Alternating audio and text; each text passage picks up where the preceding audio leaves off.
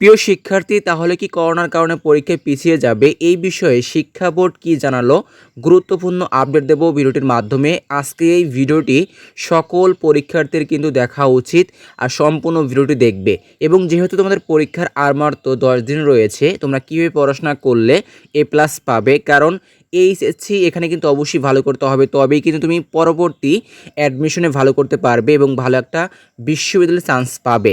তো short suggestion কী কী তোমরা পাবে, কীভাবে সংগ্রহ করবে এবং করোনার কারণে পরীক্ষা পিছিয়ে যাবে কি না, তো এই বিষয়ে সম্পূর্ণ আপডেট থাকছে এই ভিডিওটির মাধ্যমে। কষ্ট করে সম্পূর্ণ ভিডিওটি দেখো, অনেক কিছু জানতে পারবে। আর তোমাদের পরীক্ষার যে কোনো আপডেট সবার আগে পাওয়ার জন্য আমাদের চ্যানেলটি সাবস্ক্রাইব করে রাখো। প্রথমে বলে দিচ্ছি সাজেশনগুলো কীভাবে পাবে। তোমাদের পরীক্ষা উপলক্ষে আমাদের শিক্ষকগণ তৈরি করেছে স্পেশাল শর্ট সাজেশন, যেখানে তোমরা পাবে একটা বিষয় বলে দিচ্ছি, এইভাবে কিন্তু প্রতি বিষয়ে তোমরা সাজেশন পাবে। সাপোজ ধরো বাংলা প্রথম পত্রের জন্য মাত্র আমরা 20টি সৃজনশীল প্রশ্ন দেব, সেখান থেকে উত্তর সহ কিন্তু দেবো। সেখান থেকে পরীক্ষায় তোমরা 6টি কমন পাচ্ছ, মানে 60 মার্ক কমন পাচ্ছ।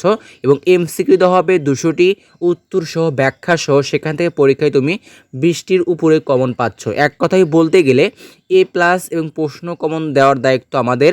আর আমাদের যে পূর্বেও যে কমন ছিল আমাদের সাজেশন থেকে, তোমরা তো অবশ্যই প্রমাণ দেখতে হবে আমাদের সাজেশন থেকে কমন থাকে কিনা, কারণ আমাদের সাজেশনগুলো অভিজ্ঞ শিক্ষকগণ কিন্তু তৈরি করে থাকেন। আর আমাদের সাজেশনে যদি কমন থাকে তার প্রমাণ দেখতে অবশ্যই তুমি হোয়াটসঅ্যাপ করো।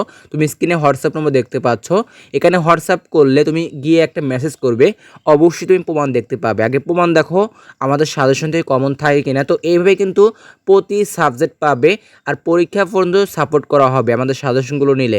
আমরা চাচ্ছি আমাদের সাজেশনগুলো নিয়ে শর্ট টাইমে পড়াশোনা করো এবং ভালো একটা রেজাল্ট করো, A+ পাও, পরবর্তী অ্যাডমিশন তুমি ভালো করো। এখন বলে দিচ্ছি করোনার কারণে কি পরীক্ষা পিছিয়ে যাবে কিনা, কারণ দেখা যাচ্ছে অনেকেই কিন্তু করোনা ভাইরাসে আক্রান্ত হচ্ছে, এর মধ্যে কিন্তু অনেক শিক্ষার্থীও রয়েছে। তবে এই বিষয়ে কিন্তু শিক্ষা বোর্ড কোনো আপডেট দেয়নি। তবে যেহেতু নতুন কিন্তু আবার এসেছে এবং অনেকেই আক্রান্ত হচ্ছে, অভিভাবকরা কিন্তু একটি আতঙ্কে রয়েছে যে তাদের শিক্ষার্থীরা এখন আপডেট